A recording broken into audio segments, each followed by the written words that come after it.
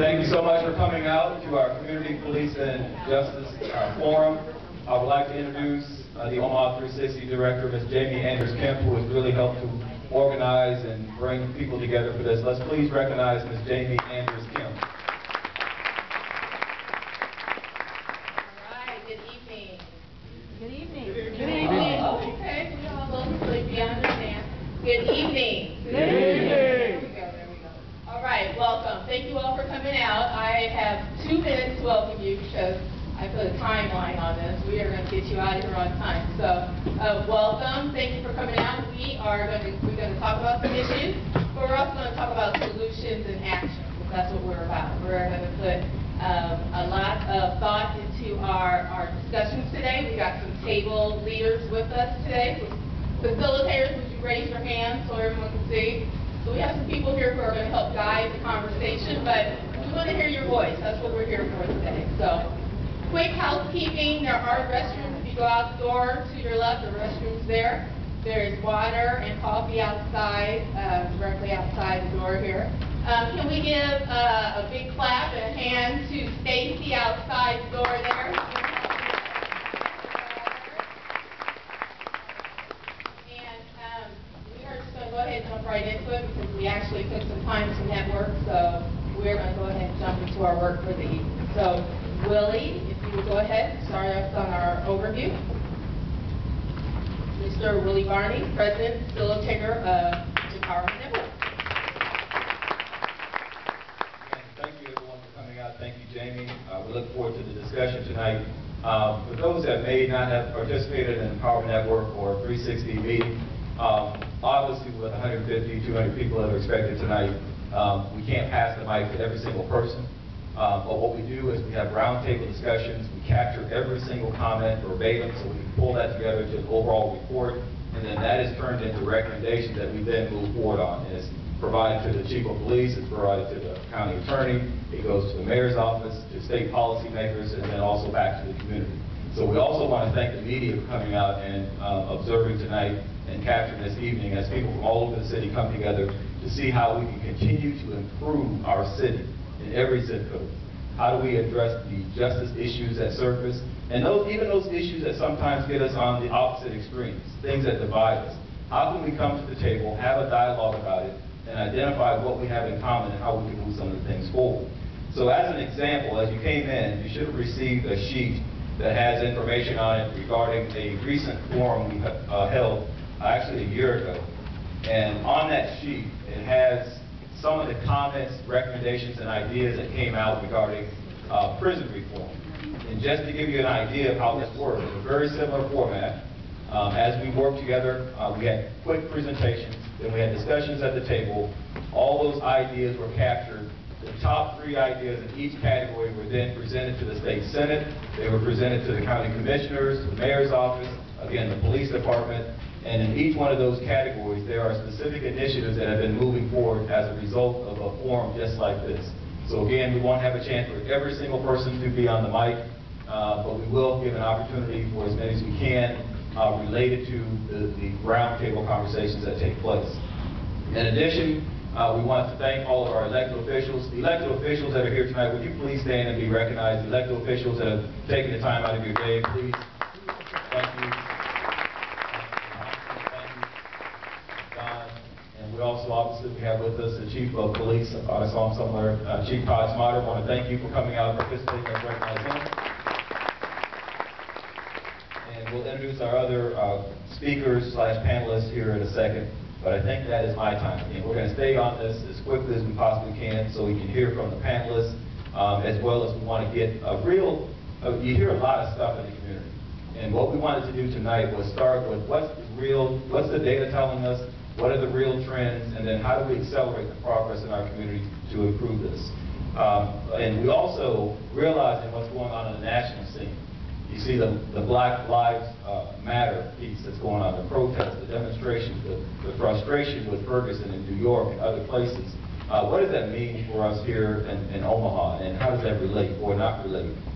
So we wanted to bring that home, and Ms. K-Net Jones has brought a young man that I believe is prepared to give us some opening comments to get us thinking about maybe from a young African American male's perspective in Omaha. What's on his mind as far as issues and even any recommendations that he would like to get on the table as we begin this forum. So, Kleine, do you want to introduce him? All right, let's welcome Kleine Jones, another tremendous worker in our community. And ask her to invite and recognize her guest. Thank you. How's everybody doing this evening? Great. As many of you know, I work with young people in the community for quite a few years now, and I've just been an advocate of the belief that young people need to be at these type of events, that they need to express what's really going on from their perspectives and how things can be changed and what needs to happen to make those changes more effective. I have with me Mr. Jarrell Brooks. He's not a public speaker or anything like that by any means, but he is a young man who wants to make a change in his life. He has been in and out of the system for several years. He's a crossover youth. So I think that when we briefly talk about what are some things that can be fixed, the main thing he told me was that nobody understands. When I went into the system, nobody came and talked to me and explained anything to me. So I'm gonna let you take it from there. How you doing? Good. I think one of the biggest problems with the system is the lack of understanding. Like, with me, I come from a family with no structure, stuff like that. So with people knowing that, I don't think people actually put themselves in my shoes and realize what I actually been through.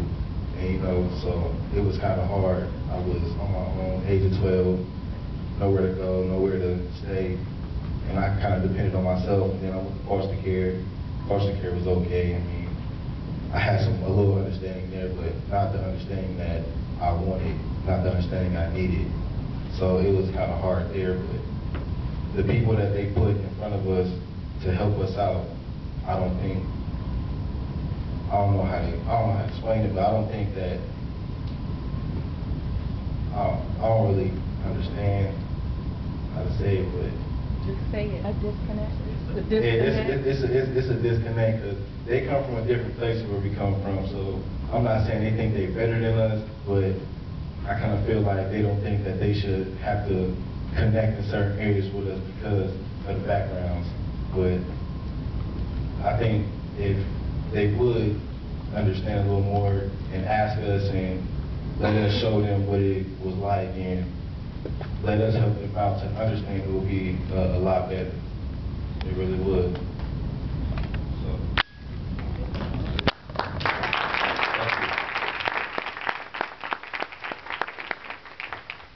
I know it takes a lot to stand in front of 100 folks and say what's on your mind, but I really appreciate you being here and look forward to the conversation at the table. One of the other things, what we want to do now is you're going to hear from a series of speakers on different topics, and just like 360, we want to get a 360 perspective. So you hear from a young man. We also want to make sure that the grassroots, which all, just being, sometimes you hear that we're disconnected, we're not listening to what's really going on in the street. So we wanted to cut through that and hear from specifically the Malcolm X Foundation, but I know Gabrielle, the work that she does, she works with a lot of different organizations across the board, and we asked her to reach out to them and bring that input. So if they didn't come tonight, hopefully some will come, but if they don't, then we want to hear that voice and make sure it's on the table. So let's welcome Gabrielle Liwaru, that's representing the Malcolm X Foundation.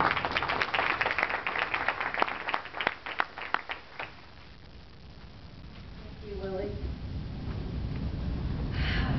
So, hearing from one outstanding young man trying to make a difference, I have statements that came from anywhere from 4th grade to high school level at Bannister's Leadership Academy, and they offer programming in Northo at Malcolm X Center, and they also do South Omaha programming on Friday nights and Saturday nights, really trying to build for constructive activities so that youth can not be engaged in things that they might be inclined to when they're bored, but to really be able to build leadership skills.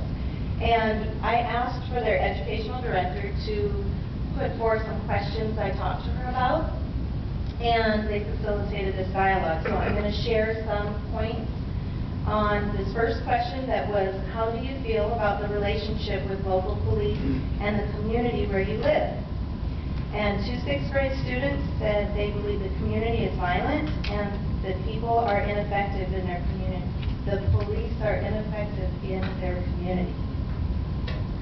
A 6th grade student from Wilson Focus School stated, the police are stupid for killing people when their job is to protect, and they're not doing that. The police say that they are here to protect and serve is their motto, but their motto is a lie.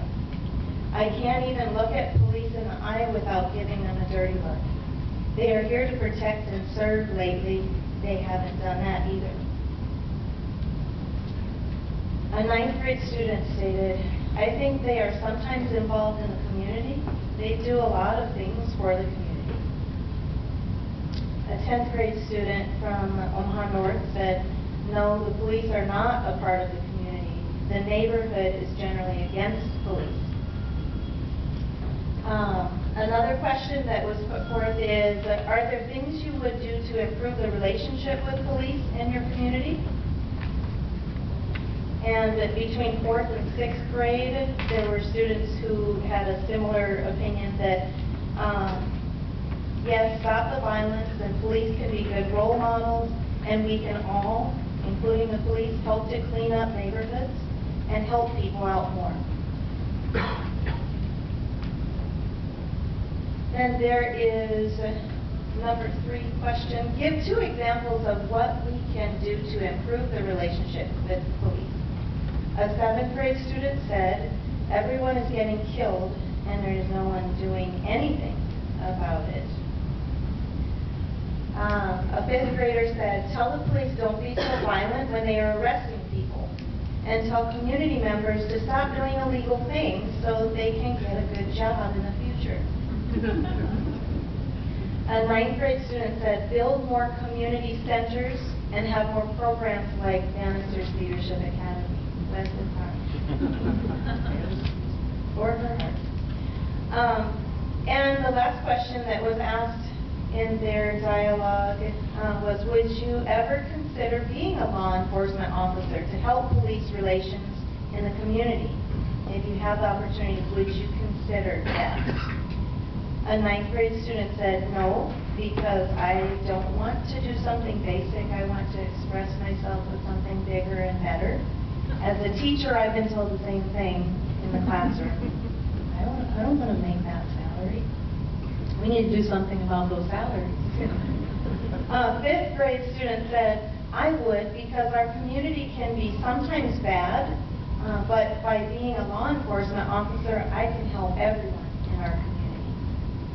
4th through 6th grade group said collectively, yes, because we want to help protect our community. And a 7th grade student shared, yes, because I care about the community and I want to show them we are not bad people. So maybe by becoming a law enforcement officer and being a Black student, that they're thinking that identity would be positive. Some deep things out of the mouths of babes. I also have been meeting with or discussing things with some of the different committees or community-formed organizations that care about law enforcement reform and justice reform. And Deshaun Cunningham is one of those people. He is the founder of FTP Omaha, and he's also active with Omaha in Solidarity, which formed after there was a huge response of people who came to the rally on 72nd and Dodge after Ferguson and Mike Brown incident, tragedy. And so, yeah, people were asking, what can we do? What are we going to organize and do about this? And so with emails and phone numbers and everything kind of compiled, and the Malcolm X Center as being a good meeting place for the people to feel safe and share what they need to get off of their chest and try to work at problem solving, then there have been a lot of discussions. So Deshaun could not be here, and he is one of the members of our community that feels intimidated or threatened by police based on history. And so he asked me to share a statement. It's long, but I'm going to share just some of the pieces that should really help sum up things. He says, I understand that in the time since the filmed Omaha Police Department assaults in 2011 and 2013, the mayor's office has implemented a civilian review board, and OPD has piloted and set a 3-year lease for only 50 body cameras. To some, these may seem like signs of genuine action in response to the citizens who pushed for these initiatives. Yet, though they pushed for the idea, those citizens were never met with to offer their input on the board. And those same citizens requested you earmark $2 million in 2013 to put towards the purchase of cameras for all patrol officers, not just 50 for 3 years. Those were ignored in favor of a bigger police department already full of problems. Too many times, people from North Omaha have been met with these paltry attempts at masking the symptoms of our long-lived battles with poverty and over-policing, while true attempts to cure these ills are met hostilely by those in power.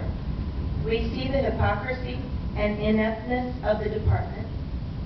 When the affluent doctors of Creighton and their families are murdered years apart with no witnesses, but their killer can be caught 2 states away, yet killers in our own community who are under the routine surveillance of the gang unit who commit their crimes in broad daylight are rarely ever caught.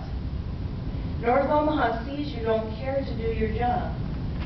We see OPD has the ability to solve crimes without Crime Stopper tips and shot spotter surveillance, but in our community the department won't act until we take a bribe or let them spy on us first. The fact that OPD has over 200 cold cases shows that even at OPD's only necessary function, their performance is questionable at best. I close with 2 questions. One to Chief Schmaderer. How can you continue to justify the mayor's calls for more police officers over the coming years when crime rates are steady to slowly decreasing, when policing has not been shown to fix economic issues? And to the people of Omaha, I ask, how long will you continue to pay for such disservice from the city and its police department? So I'm going to stop there with what he was sharing, just for time's sake. And then myself personally, as an educator and one who taught middle school students for 5 full-time years and loved every minute of it that I spent with the youth, I see that education can create bridges and open doors, and what I am hoping for with the Omaha Police Department is that there is education that is mandatory for all officers, not just a select few, but ongoing series of trainings that would be anti-racism and anti-bias, so that it could reduce racial profiling. I also am for the mental health or crisis intervention training, which would help bolster the ability to encounter people who are on substances that may be out of their minds, and in a way that this training would protect the officer's life as well as stop somebody without excessive force, as well as if they're in mental health crisis. Because I think we could all agree that with poverty, systemic racist issues in all kind of realms, and with people who have less education and people who have a struggle that has gone on for hundreds of years, but all people, when there's mental health issues, they are not necessarily meaning death if they're acting irrational and threatening, but they need intervention and treatment. And I think in America that's one huge problem that we don't address properly. So that's all I have. Thank you very much. One of the main things that we want to do is get 360 perspective. Those that maybe feel left out and not a part of it and have some very specific issues to be brought to the table. And then those that are actively involved in different ways in moving this forward. So really appreciate the young person's voice and as well as some of the grassroots organizations that are out there. In addition to that, I'm hoping that you're taking notes as well. Please take notes. And there's some things already that have come up. The body cameras came up. The civilian review board came up. Some of the cold cases, economic issues, education issues, mental health piece has already come up. So as we get deeper into this, and especially when we get to the discussions at the table, we want to pull out, are those the consistent issues across the board, and then how do we prioritize so we can have some actionable items coming out. Everybody okay? All right. The next person that we want to hear from, the NAACP has done a lot of work on the local level and on the national level regarding policing and community policing and justice-related issues. We would like to bring up the president of the local chapter of the NAACP, Ms. Vickie Young, to get her perspective. Let's welcome Vickie Young.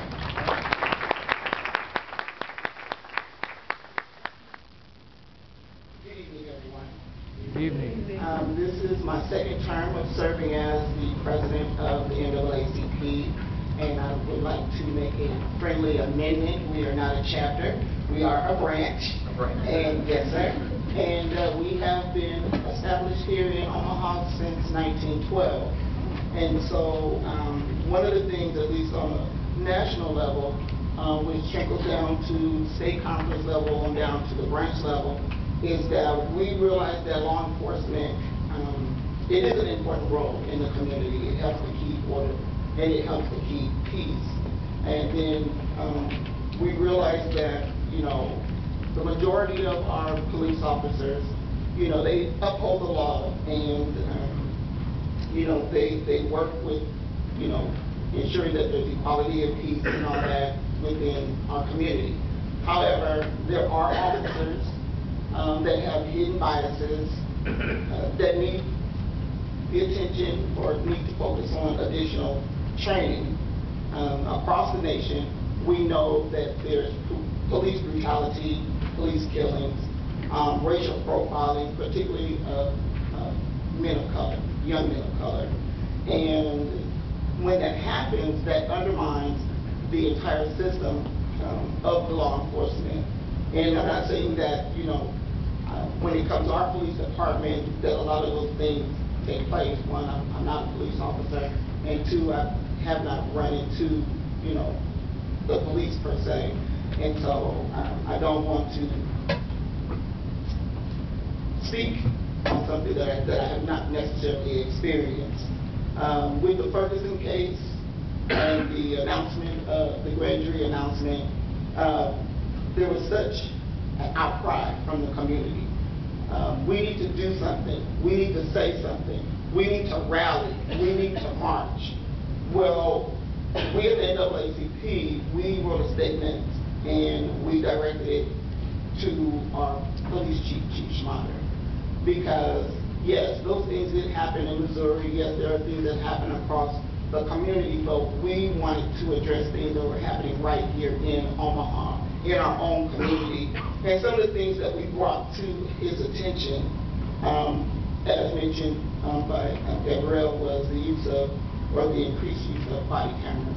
And I know that you will probably speak to that tonight. We also brought to his attention the diversity.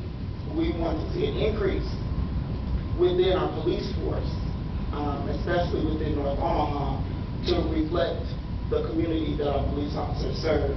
And someone can correct me if I'm wrong, but in our community, African Americans make up of approximately 11 to 13% of the population, and our police force is right at about 6%. And from what I've been told, within the next 2 years, and Chief Schmaderer, you can correct me, that number, due to retirement and things of that nature will drop to about 4%. And so we brought these concerns to Chief, and I know that he's trying to address it, and I feel that he's doing the best that he can within his capacity. But when we take those demands to the mayor's office, and the mayor comes at us with budgeting issues, then I think it's we as a community who needs to go into the mayor's office and let those concerns be heard. We also, on a national level, talk about the End Racial Profiling Act that's in Congress. And as I become more aware of that process and learn more about what that act entails, we will be calling on our community to contact our senators to support that act. One of the things that we have done within our branch is that we appointed Mr. Tom Warren Sr. He's with the Urban League, but he is the NAACP representative, and he likes to proudly say he's a lifetime member of the NAACP. He serves on the Racial Profiling Advisory Committee, and he brings that information to us so that we can make judgment calls as we proceed in addressing that issue. One of the things that happens, not necessarily on a daily basis, but on a regular basis, as I'm in the office, calls will come in and they want attorneys. They want someone to represent them. They want someone to come down to the courthouse. We do not provide attorneys. We are not an attorney. We don't provide that service. However, we can refer you or find an attorney who specializes in your situation. The situation that we have right now is that we are in the process of identifying attorneys who are willing to come forward to serve and work with the NAACP without saying, what's in it for me? How much will I get paid? Okay, I'll do the first one pro bono, but then I'm going to have to charge afterwards. A lot of our clients that call into the office, they cannot afford those type of attorney fees, and so we're in the process of identifying civil rights attorneys, criminal attorneys, and family attorneys. I had a couple of calls that come in a couple of months ago where biracial families, this individual, her daughter, she's Caucasian, her husband is African American, and so their daughter is biracial. Well, the mother is calling us because her daughter is being discriminated against at school. What do you do with that? Okay. Then we had another situation where the father is African American, the mom is white, they have biracial children, and he is being discriminated against because he's African American, he wants to visit his children, but the court system that he feels is keeping him away from his children because he's African American. I'm not an attorney, nor do I play one on TV. And so it's a challenge trying to connect the dots and knowing who to call in situations like this. And so the work is never done. And I look forward to continuing to work. I have another 2 years here and serving in this capacity, and I look forward to working with everyone here in the room. Thank you. Thank you, Vickie, President of the branch of the Omaha NAACP. If you're taking notes, I'm just quickly going to summarize a few things, and we'll have Chief Schmaderer and Douglas County Attorney Don Kleine come up and I know they have some different comments and they even want to respond to some of the things they've heard so far, but we've heard, to start off, get into our shoes, understand what's going on with us as youth in our community. You need to listen to us. The second question came up from the Civilian Review Board. What is the process and where is that at? Piloting the body cameras. We know that it was announced that 50 of them will be piloted. The cold cases came up. Local cases versus those that are being solved more quickly, high-profile cases. Poverty came up, education came up, mental health, diversity on the workforce, ending racial profiling. One of the comments that Gabrielle talked about was over-policing. What is that, how does that match? And then legal redress. How do we address those issues when they come up? I think I've hit on some of those. You may have captured some others. We are very fortunate, I believe, in the city of Omaha, in that we have a police chief that is very interactive consistently in many different ways, not only with 360, but in the neighborhoods, and anytime someone I've seen it that voiced a concern, he's had an open door policy. And there are specific actions that have been identified that we needed to work on 2 years ago when he first came in as a chief. And he identified those and has been working on them, but there's always room for improvement, and he's always willing to listen and participate in events and activities like this, and beyond just the event, to go to work.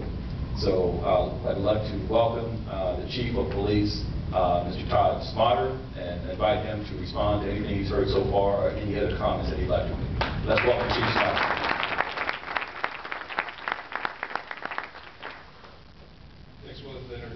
Appreciate you letting the Omaha Police Department be a partner in the community. It's good to be here tonight. I want to acknowledge some of my staff that's here. Captain Schmaderer of the Northwest Precinct is here. Lieutenant Ken Kager is in charge of our gang unit is here as well.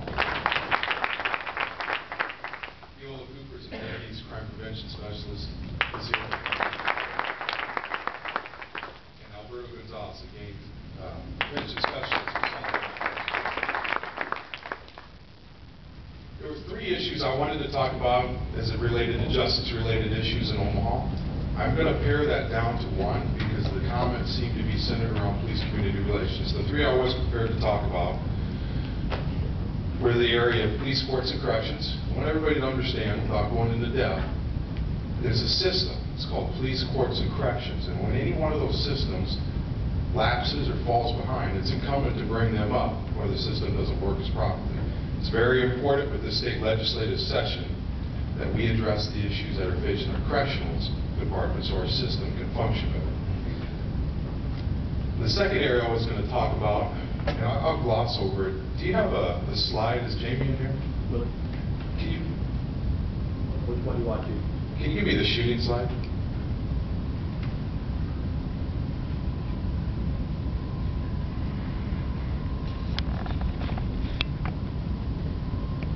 These are our shooting numbers in the city of Omaha. They're citywide gun assaults. I asked for this slide to be put up 2007 to 2014, and you see it trending downward. Anytime we want to talk about police community relations, one component is how successful the community and the police department are working together to reduce crime and solve crimes. This is a trending downward, especially in the Northeast precinct, in the area where we see a lot of gang and gun violence. This is very important to show because it shows some level of success. It shows the police department and the community working together to work these down. So let's just go ahead. Let's jump right into police community relations. That's going to be the focal point today. Happy to be a part of it. Happy to discuss what I have to say. Some of it will already touch on the questions that were posed, but I'm also available for questions at any time if there's some time available after this. There's 3 areas the NAACP brought to our attention. Ms. Vickie Young and I, we do have dialogue, we do have lunch, we do talk about the important issues, and we do solve issues on almost a regular basis, I will say. They're just not so public all the time. Behind the scenes, a lot of things get done. The first issue is in the area of having a diverse police department. I am a firm believer in diversity and being representative of the community that we serve for a few reasons. 1, it goes towards community trust, and 2, it goes towards the various perspectives that I get as chief. I want to hear from my command staff that's diverse what's going on in the community so we can make a proper policing model and address it. We are starting a July recruit class. It's going to be one of our largest classes ever. I expect it to be over 50. And diversity is a key component of it. You'll see a diverse class. It's been a hallmark of the first class that we put on under my time, and then the second class. And we strive to have that diversity, not only in our entry-level position, but in extended ranks upward. The second area I'll talk about is racial profiling. Very important issue nationally, very important issue locally, because it really goes to the heart of police community relations. The Omaha Police Department, when we saw the list of diverse department, racial profiling, body cameras. Our management staff, we looked at it, we studied it, and we were pleased to know that we were ahead of the game on each one of these forms. This is something we've been working towards for quite some time. We do monitor as a command staff any racial profiling we have in our city, especially the complaints. We go through them very hard. We have mandatory training, very robust policy that's certified by the Crime Commission. We'll make changes to that policy that's brought to our attention. And in 2014, we had 0 complaints for racial profiling, 0. This is downward trend from the last 3 years. And I will say that a number of complaints to the police department went up during that period of time. So it wasn't as if people were afraid to come and complain. The complaints just were not centered around racial profiling. So I want to give credit to my command staff for the training, the monitoring, and the policy in place for that. We're going to continue to do so, because what we don't want to see is that to tick up. And the last area is the area of body cameras. I do believe in body cameras. I think it's an impartial archive of evidence. I think it's important for police community relations. The Omaha Police Department, about a year ago, prior to everything that took place nationally, endeavored to introduce body cameras into the Omaha Police Department. The reason we did so, we felt the technology grew to the point where it would be a viable piece of police equipment. Technology is a very nimble thing. Sometimes it's not ready for the big time just yet. We saw that it was, and Omaha Police Department is one of the few major cities across the country that decided, let's start taking a look at this. We studied it for a year, we did pilot testing, and through that pilot testing, it came to our conclusion, it came to our attention through our .com, which runs the Omaha and Douglas County technology. Okay, they oversee all that. What we were told by the experts is the only thing we can sustain for our first installment is 30 to 50 cameras. We can't sustain any more with our technology infrastructure. The infrastructure of technology has to be built up incrementally. When that's built up incrementally, then we can continue to add on to the body cameras.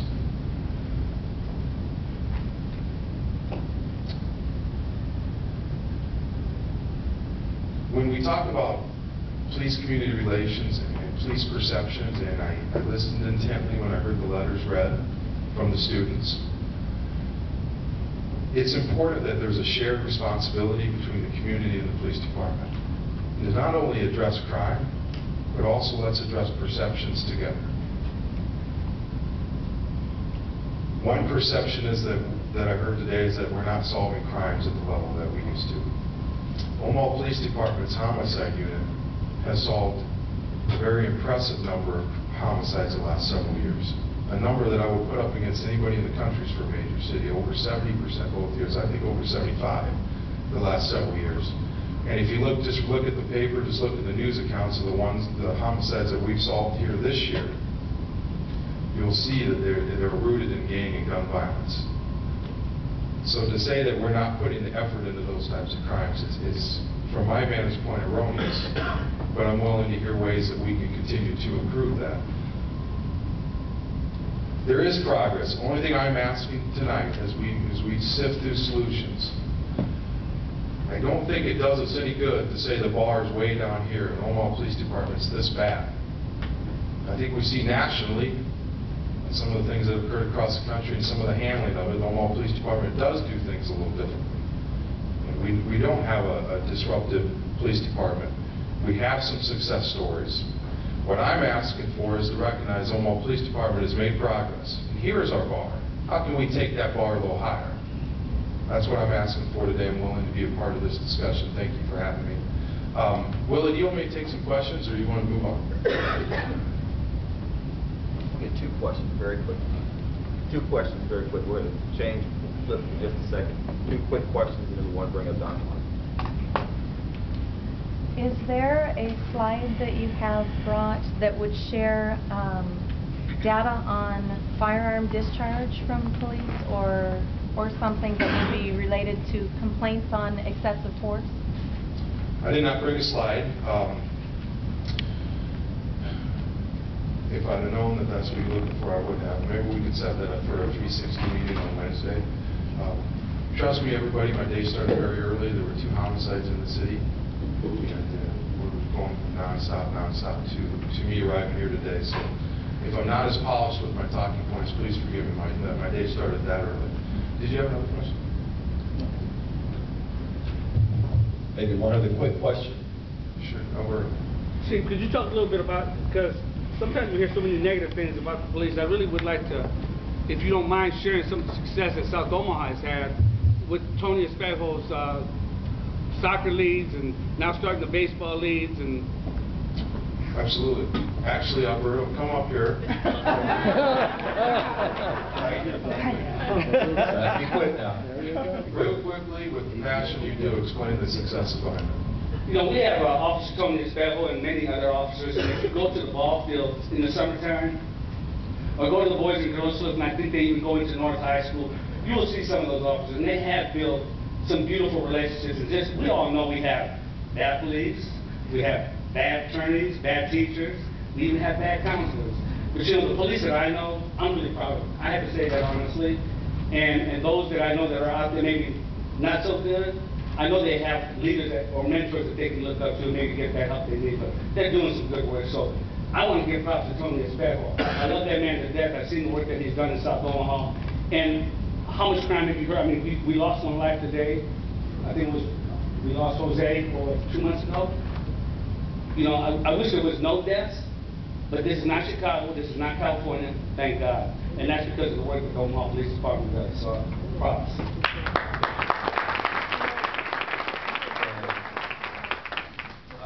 We'll keep moving. Thank you again, Chief, for not only coming and being a part of this, but also the work that's going on within the police department.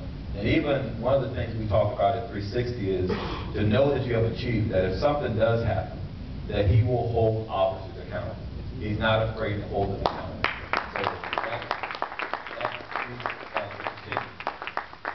So we talk a lot about community-police relations, but when we look at what's going on across the country, one of the things that we see is from detention to arrest to on through the system, incarceration, you see these gaps. And we don't want to run, we're going to see the actual data here in a few minutes as far as where those gaps are, because in order for us to really understand it and move forward, we got to know what does it happen. Is it more arrests that happen with African American young men? Is it more detention? Is it sentencing? Is it incarceration? And just to give us a perspective from the county attorney's office, we're very glad that Don Kleine was able to join us, and let's welcome him so he can get the county attorney's perspective.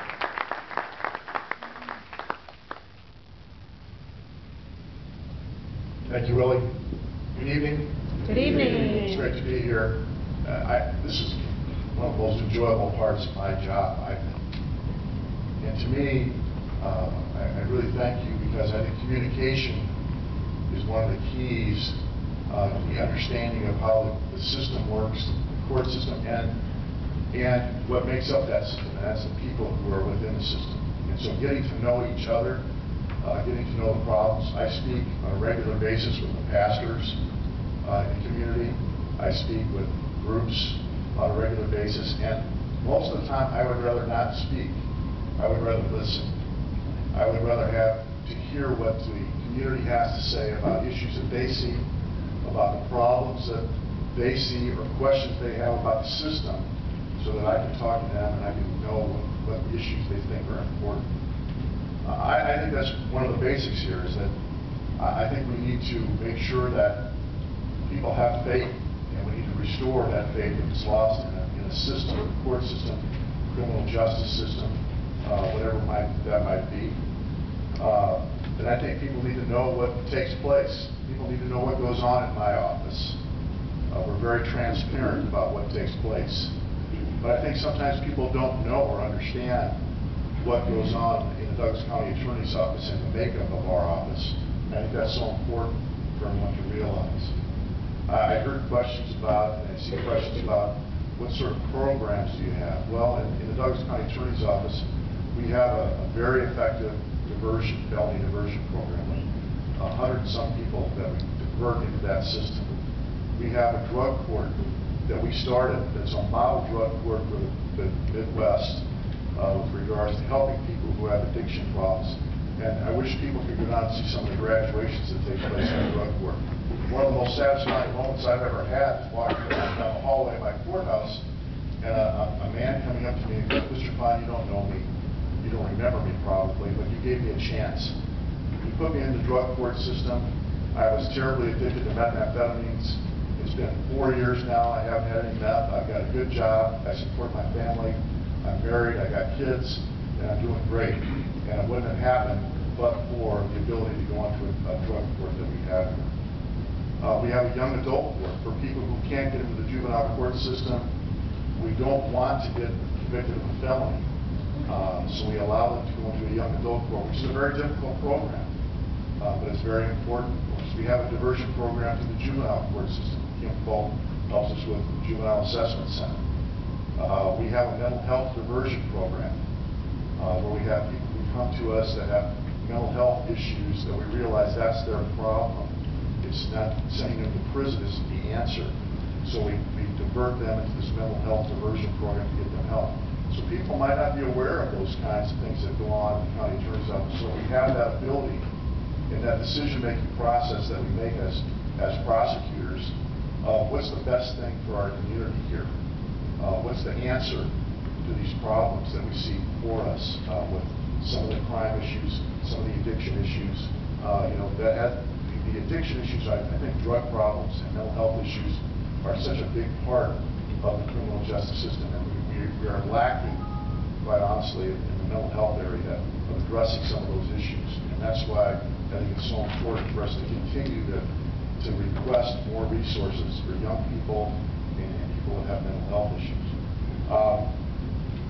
I think one of the most important things about the effectiveness of the court system and the criminal justice system is the necessity of all of us to participate in that system. That's who makes up the criminal justice system. It's people who are willing, in this great country that we live in, to come down and do the tremendous public service that they do by being jurors, not getting out of jury service, by serving their country in that regard by being a juror. That's how we decide these cases. When we go to trial, it's not the judge who makes that determination. It's not me. It's not the defense attorney. It's 12 people from all walks of life who decide that case. So it's a tremendous public service that we have when people come down and serve as jurors. It's the people in the system. It's the lawyers that make up the county attorney's office. It's the lawyers in the public defender's office. It's the private lawyers at the bar. It's the judges that we have. It's the probation officers. And people need to know, and people that participate. In all the cases that we have, I have a great relationship with our Omaha Police Department, I believe. I think our office does. I'm in constant contact really with the officers in the homicide unit, Chief Schmaderer. We talk about the issues that we face on a daily basis. We talk about the different crimes that take place and how are we going to solve those crimes, how are we going to take this case to the system. And then individually, I think it's important for me, one of the reasons probably you don't see me enough, is that I meet with victims' families every week. Very sad, very tragic, very emotional, who have lost a loved one, or who have something that's happened within the criminal justice system they've been victimized by. And they want answers. And they want to know what's going to happen. And they need to be educated about what the system's going to provide to them, and what the system means, and what sort of answers, what sort of justice that they're going to get for being victims of having lost a loved one in the system. So that's very important. It's the communication that takes place between the police and the county attorney's office, communication between the county attorney's office and victims' families, and witnesses. Our cases can't exist that we when people ask for justice without people coming forward and testifying or being a witness. And that's it. I meet with witnesses on a regular basis who tell me, well, Mr. Kleine, I'm scared. I was there when this incident occurred. Well, what's going to happen to me? What can you do for me to protect me if something's going to happen? Or if you can protect me, well, my grandma still lives in the community, or my brother and sister do, what can you do to help them? So that if there's a problem. And so those are tough answers, tough questions. And we have to have answers, and we have to be honest, and we have to be truthful, so that people trust our word when we talk about the different things that are in occurring in the criminal justice justices. But I'd love to answer a bunch of questions tonight. Where are you? I don't know if we have time, but I think this is great to have this opportunity to visit about things, and we can talk for hours, I know. Is that okay? We'll take one. We'll take a very quick question.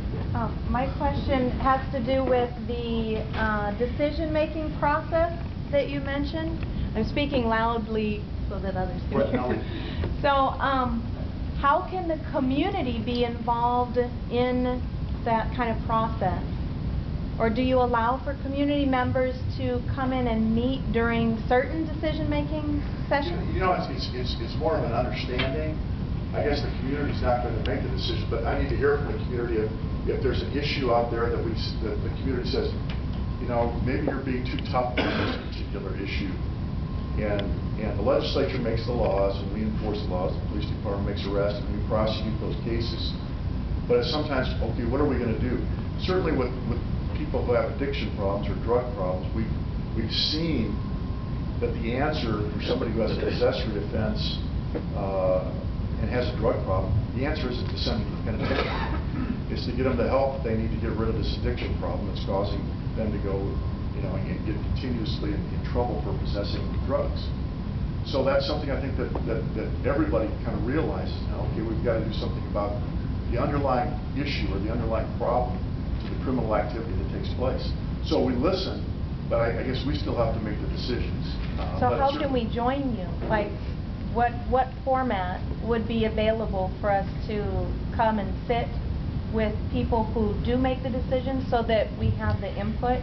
And I said, that's one thing. Just come down to my office. I meet with citizen groups and families and superintendents of schools, and we talk about issues and say, hey, I'll ask them, what are you seeing out there? What's the problem? And what do you think we can do better? Can you schedule it? Can you schedule it and then have like some space for? One of our first action items coming out tonight is let's get that on the table as a recommendation.